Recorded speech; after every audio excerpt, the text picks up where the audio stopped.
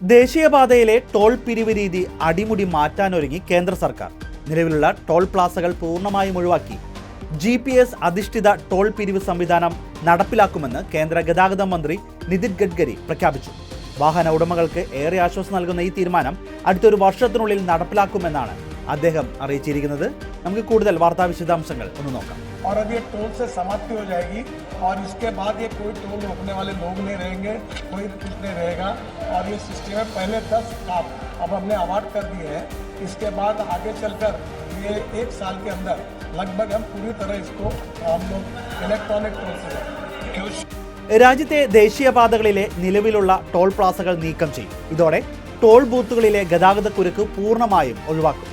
വാഹനങ്ങളിലെ GPS സംവിധാനം ഉപയോഗിച്ചായിരിക്കും ഇനി മുതൽ ടോൾ ഈടാക്കുക. ഇതിനായി ഉപഗ്രഹ സാങ്കേതികവിദ്യ പ്രയോജനപ്പെടുത്തും.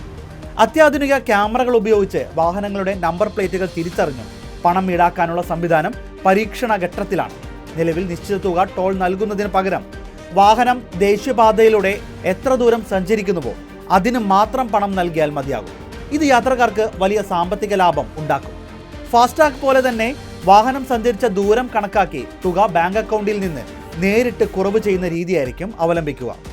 ചുരുക്കത്തിൽ രാജ്യത്തെ ഗതാഗത മേഖലയിൽ വിപ്ലവകരമായൊരു മാറ്റത്തിനാണ് കേന്ദ്രം തുടക്കമിടുന്നത്.